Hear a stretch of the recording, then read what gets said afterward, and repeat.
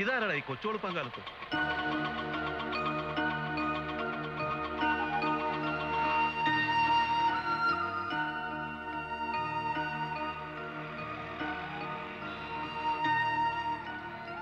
എന്താ? അബൂബക്കർ ഒന്ന് കാണാൻ. ഏത് അബൂബക്കർ? സുബൈദാർ അബൂബക്കർ തിരൂരിന്നും വരിക. ആണോ? എന്നാ പിന്നെ കുറച്ച് നേരത്തെ വരാമായിരുന്നു. എന്റെ കൊച്ചെ, മണി 7 ആയുള്ളൂ. 9 മണിക്ക് ഓഫീസ് തുറക്കത്തുള്ളൂ. അന്നേരം വാ.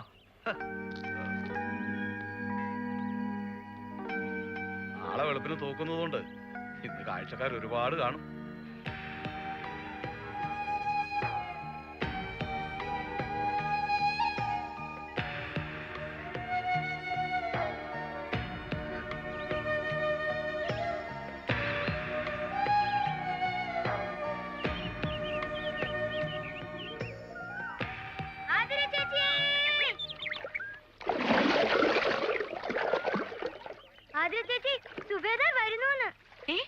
കടയില് സുബേദാരുടെ ഫോൺ വന്നു, നാളെ എത്തുമെന്ന്. നാളെയോ? മറ്റന്നാളാണല്ലോ കത്തില്. ഇത് വരുന്ന വഴി ഏതോ തീവണ്ടി ഓഫീസിൽ നിന്ന് വിളിച്ചിരിക്കാം. എന്നാ ഞാൻ പോട്ടെ? കേട്ടില്ലേ, സുബേദാർ വരുന്നു. അതിന് എനിക്കെന്താ? നിന്റെ ഇക്ക വരുന്നു, നിനക്ക് കൊള്ളാം. എങ്ങനെ എങ്ങനെ ഇത്തവണെങ്കിലും ഓനെ പിടിച്ച് കട്ടിയിരുന്നട്ടാ, അല്ലെങ്കിൽ പിന്നെ മൂക്കി പല്ല് വന്നാലും കല്യാണം നടക്കില്ല. മൂക്കിപ്പല്ല ഇവിടെ മൂക്ക. ഇത്തവണ 2 കെട്ട് ഒന്നിച്ചായിരിക്കും. കൊണ്ടോട്ടിക്കാരനെ കയ്യോടെ കൊണ്ടുപോകാൻ കേട്ടോ. നിക്കിപ്പോഴൊന്നും നിക്കാഹ് വേണ്ട. 2 വർഷം കൂടി കഴിഞ്ഞിട്ട് ചെക്കനെ നോക്കിയാൽ മതിയെന്ന് ഞാൻ നിക്കാനോട് പറയാൻ പോവാ. അയ്യടാ, 2 വർഷം. ഒറ്റ ആഴ്ചക്കുള്ളിൽ ആ കൊണ്ടോട്ടിക്കാരൻ ചെക്കൻ്റെ കൂടെ ഇറങ്ങി പൊക്കോണം. ഇല്ലെങ്കിൽ പെങ്ങളൂട്ടി അവിടെ നിൽക്കും. പട്ടാളത്തിനെ കൊണ്ട് ഞാനിങ്ങ് പോവും. ആഹാ.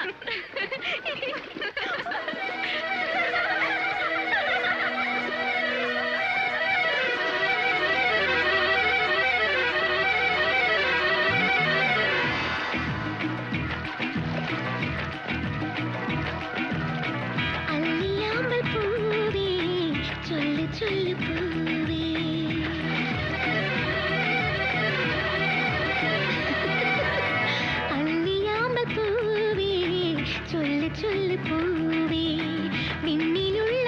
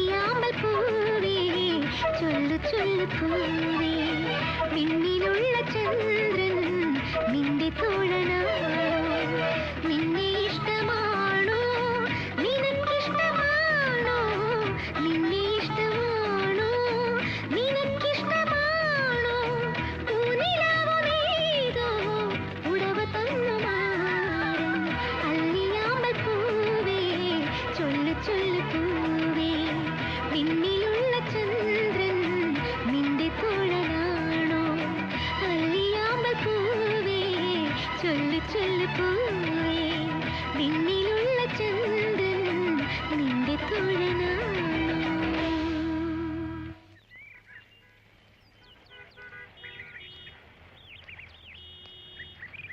അബുവിനെ കാണാൻ വന്നതല്ലേ? വരൂ.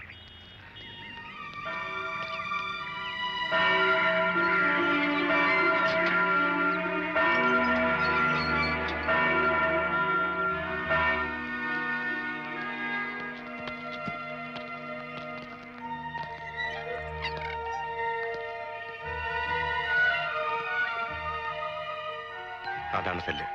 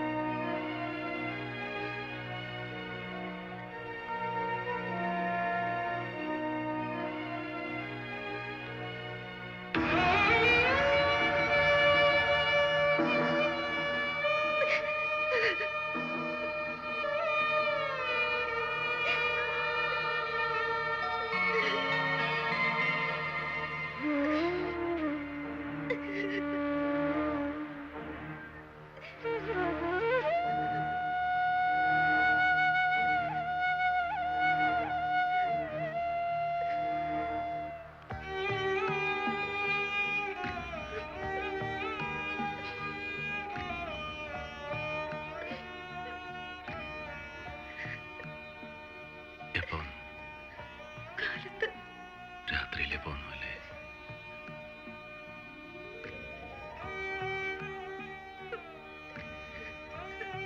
ശേഖരൻ മാമൻ കിടപ്പാണ്.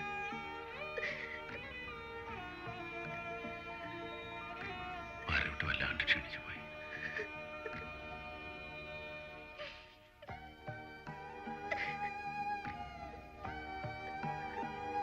കരയരുത്. അപ്പോ പോയെന്ന് കരുതി ജീവിതം തീർന്നിട്ടില്ല. മറക്കണം. ജീവിതത്തിൽ നല്ലത് മാത്രം ഓർക്കാൻ ശ്രമിക്കുക. ശാപം കിട്ടിയ ജന്മത്തെ ഇനി ഒരിക്കലും ഓർമ്മിക്കരുത്. കുഞ്ഞുനാളിലെ അച്ഛൻ പറഞ്ഞു തന്നിട്ടുണ്ട്, നമ്മൾ പാവങ്ങളാ, വലിയ സ്വപ്നങ്ങളൊന്നും കാണരുതെന്ന്. എന്നിട്ട് ഞാനൊരു വലിയ സ്വപ്നം കണ്ടു. സുബൈദാർ അബൂബക്കറിന്റെ ഭാര്യ. ദൈവങ്ങൾക്ക് പോലും അത് ഇഷ്ടായില്ല. 5 വയസ്സ് മുതൽ ദേവി നടയിൽ പൂജാ പുഷ്പങ്ങൾ എത്തിക്കാതെ ഞാൻ ജലപാനം കഴിച്ചിട്ടില്ല. ദേവി സ്തോത്രം ഉരുവിട്ട് തീർക്കാതെ ഒരു രാത്രി പോലും ഞാൻ ഉറങ്ങിയിട്ടില്ല. എന്നിട്ടും എന്നോട്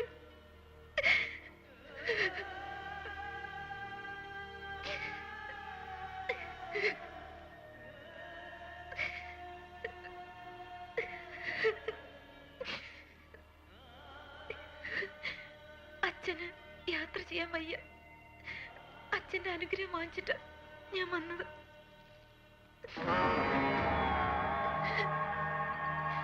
എനിക്കെല്ലാം എന്റെ മരണം വരെ ഓർക്കണം. ഞാനൊന്ന് ഉറപ്പിച്ചതായിരുന്നു, ഇവിടെ സുബൈദാർ അബൂബക്കറിന്റെ കഴുത്തിൽ കയറി വീഴുമ്പോ തളിയൂർ അമ്മയുടെ ശ്രീകോവിലിന് മുന്നിൽ സ്വയം തീ കൊളുത്തി ജീവൻ എടുക്കണമെന്ന് ഞാൻ ഉറപ്പിച്ചതായിരുന്നു. അവിടെ ദൈവങ്ങൾ എന്നെ തോൽപ്പിച്ചു.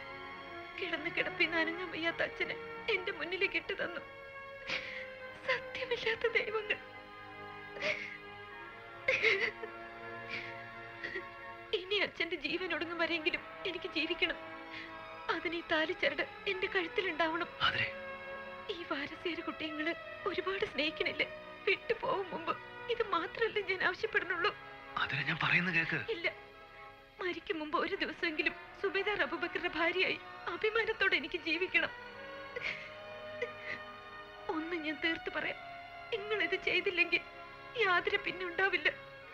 നിങ്ങൾ പോകുമ്പോ കൂടെ ഞാനും ഉണ്ടാവും. സത്യം.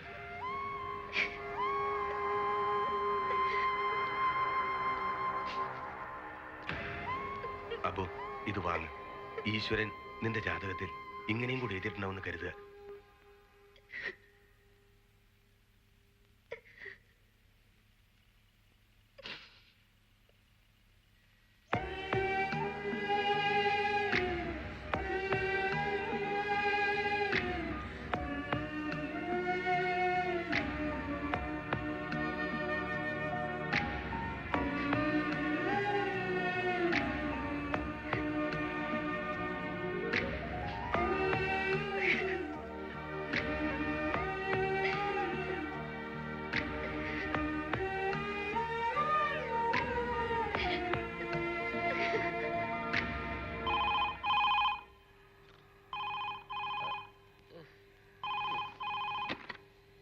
ഹലോ, അതെ ഐ ജിയാ.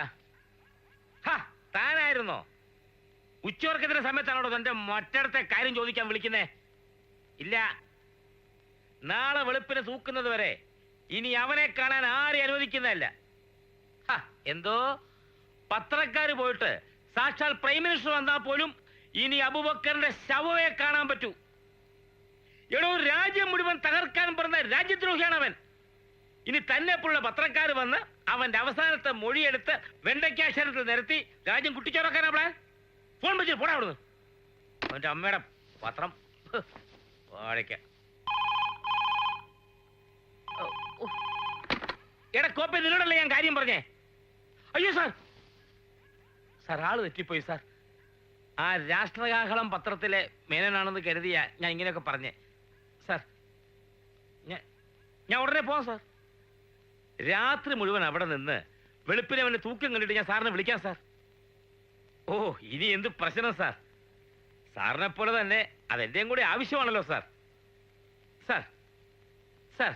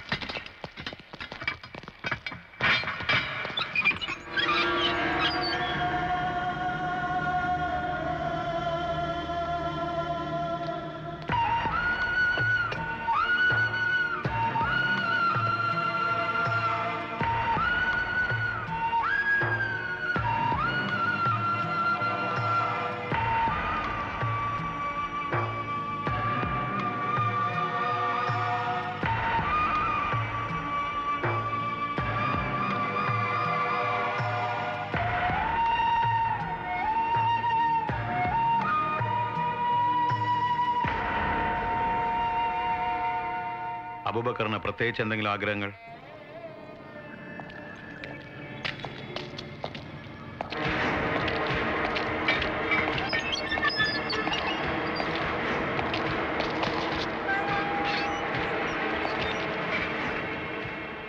അബൂബക്കർ, എന്തെങ്കിലും ആഗ്രഹങ്ങൾ?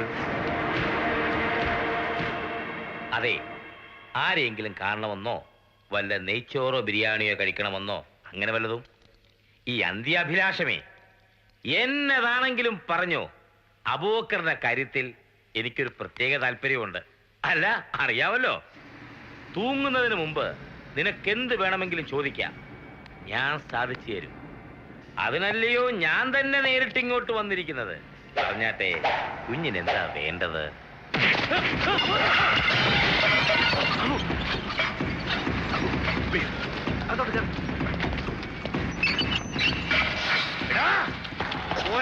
മോനെ, കഴിവേറ്റും വരെ നിന്നെ ഞാൻ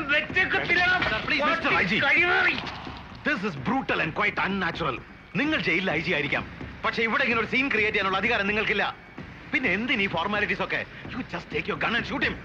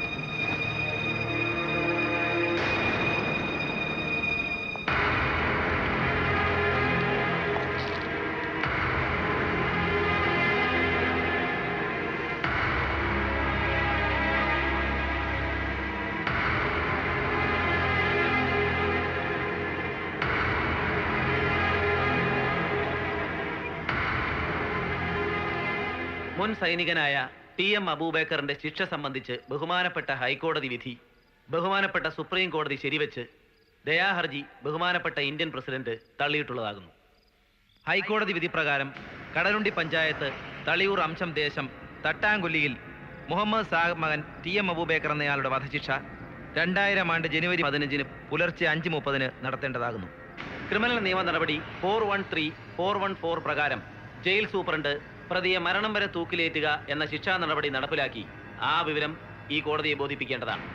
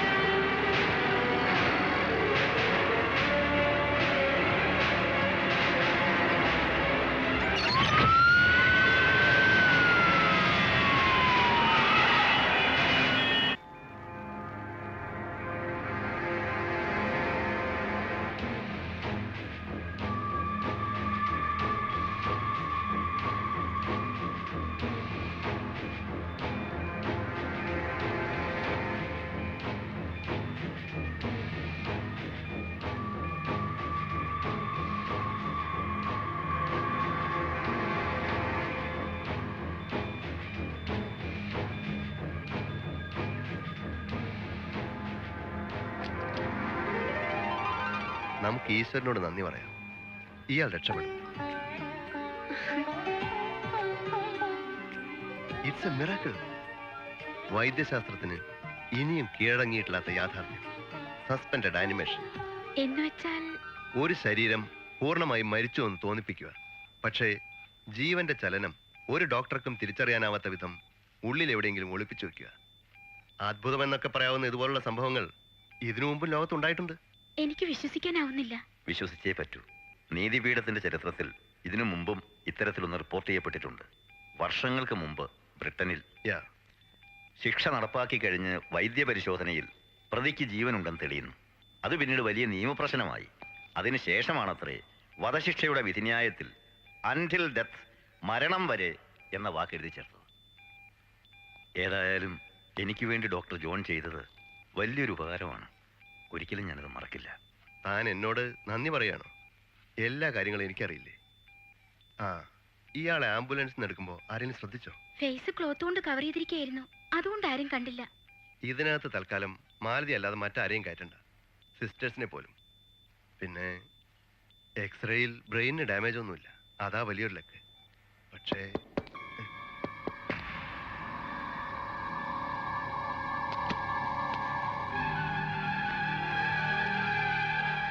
രവി അവിടെ നിൽക്കും. വരും.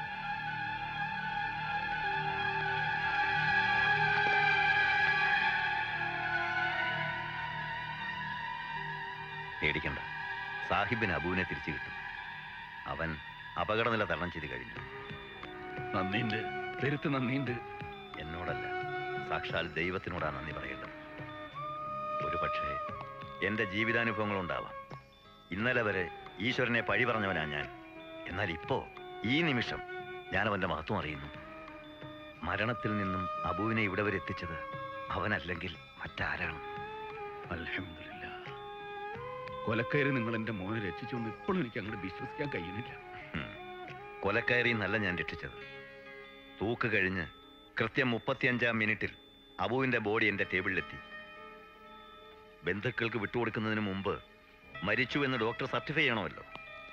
മരവിച്ച മനസ്സോടെ ഞാൻ അബുവിനെ പരിശോധിച്ചു. പൾസ് ഡെഡാണ്. പക്ഷേ ഹാർട്ട് ബീറ്റ് നോക്കി ഞാൻ നടുങ്ങിപ്പോയി. അബുവിൻ്റെ ഉള്ളിൽ ജീവൻ അവശേഷിക്കുന്നു. വളരെ വളരെ നേർത്ത ഒരു നെഞ്ചിടിപ്പ്. ഇനി നിമിഷങ്ങൾക്കകം മരണം സംഭവിക്കാം. ഒരു നിമിഷം എന്ത് ചെയ്യണമെന്നറിയാതെ ഞാൻ പകച്ചു. ഭാഗ്യത്തിന് അബുവിൻ്റെ പോസ്റ്റ്മോർട്ടത്തിന് സാക്ഷിയായി വന്നത് ദാസായിരുന്നു. അബുവിൻ്റെ നിരപരാധിത്വം അറിയാവുന്ന ദാസും രണ്ടും കൽപ്പിച്ച് എൻ്റെ കൂടെ നിന്നു. എന്റെ മനസ്സ് പറഞ്ഞത് ഇത് ദൈവഹിതമാണെന്ന്. നിരപരാധിയായ അബുവിനോട് ഈശ്വരൻ കാണിച്ച കാരുണ്യം. പിന്നെ വൈകിയില്ല. പെട്ടെന്ന് തന്നെ ഫസ്റ്റ് എയ്ഡ് കൊടുത്തു. അബൂബക്കർ മരിച്ചു എന്ന് സർട്ടിഫൈ ചെയ്ത് ബോഡി വിട്ടുകൊടുത്തു. പിന്നെ അങ്ങോട്ട് ഇവിടെ വരെ ജീവൻ പണയം വെച്ചൊരു കളിയായിരുന്നു. ജീവൻ തിരിച്ചു കിട്ടുമെന്ന് എനിക്ക് ഒരു ഉറപ്പുണ്ടായിരുന്നില്ല. പക്ഷെ ഇപ്പോ ഒരായുസിന്റെ സുഹൃതം ഞാൻ അനുഭവിക്കുന്നു. എൻ്റെ അമ്മുവിൻ്റെയും ആയിഷയുടെയും ഒക്കെ ആത്മാവിൻ്റെ പ്രാർത്ഥനയായിരിക്കാം അബുവിൻ്റെ ഈ പുനർജന്മം. സാഹിബ് അപ്പുറത്തെ മുറിയിലോട്ടിരുന്നോളൂ. അബുവിന് ബോധം വീഴുന്നത് വരെ ഞങ്ങളോടുണ്ടാവും.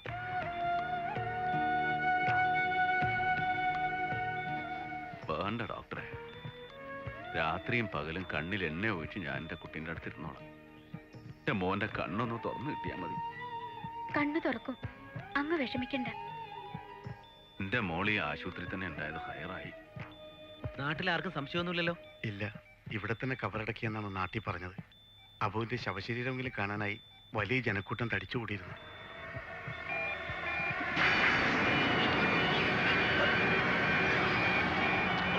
Abu, Abu, relax, relax. You are all right. Abu, നിങ്ങൾക്കൊന്നും സംഭവിച്ചിട്ടില്ല. നിന്റെ കഴുത്തിൽ ഇപ്പൊ കുരുക്കില്ല. നീ ഇപ്പൊ ആശുപത്രിയില്ല. നിന്റെ ബാപ്പയും ഞങ്ങളെല്ലാവരും അടുത്തുണ്ട്. ദേ നിന്റെ ബാപ്പ. മോനെ അബു,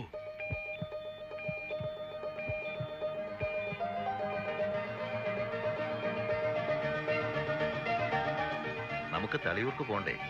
ദേ രാഘവനൊക്കെ വന്നിട്ടുണ്ട്. പഴയ കാര്യങ്ങൾ എന്തെങ്കിലും അബുവിന് ഓർക്കാൻ കഴിയുന്നുണ്ടോ? നമ്മുടെ തങ്കച്ചന്റെ നാടൻ പാട്ട് നീ ഓർക്കുന്നില്ലേ? ഒന്ന് ഓർത്ത് നോക്കി.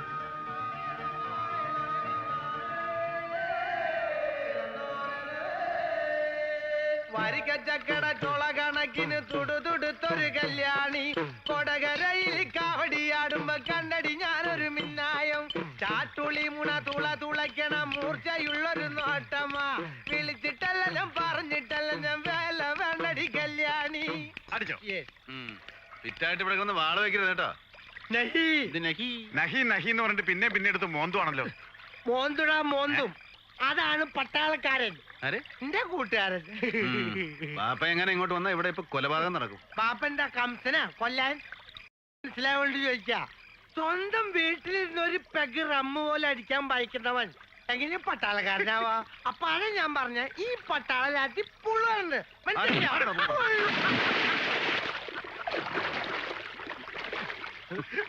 വേണം കേറി വാ, കേറി എനിക്ക് വെള്ളം ഒഴിക്കണ്ട, ആവശ്യത്തിനുള്ള കുടിച്ചുണ്ട്. ആ ബുട്ടി, നീ കഥ മുഴുവൻ പറഞ്ഞില്ല. ദേ, ഇത് കേൾക്കുമ്പോഴേ എനിക്ക് ചൊറിഞ്ഞോണ്ട് വരുന്നേ. നടന്ന സംഭവം അങ്ങനെ കഥയാവുന്നേ. ഓ സോറി, കേൾക്കുന്നൊരു സുഖം കൊണ്ട് പറഞ്ഞതാ, നീ പറഞ്ഞ. അങ്ങനെ ദ്രാ സെക്ടറിൽ കുത്തനെ കിടക്കുന്ന മഞ്ഞുമല കയറി ഏറെക്കുറെ മുകളിലെത്തിയപ്പോ ഞങ്ങൾ പാകിസ്ഥാന്റെ ബങ്കർ കണ്ടു. ഉടൻ മേജർ കാലിയ ഒരൊറ്റ അലർച്ചയാണ്. അയ്യോ, ഫസ്റ്റ് അറ്റാക്കാണോ? അറ്റാക്ക് എന്ന് പറഞ്ഞാൽ ആക്രമിക്കുന്ന നടത്തും.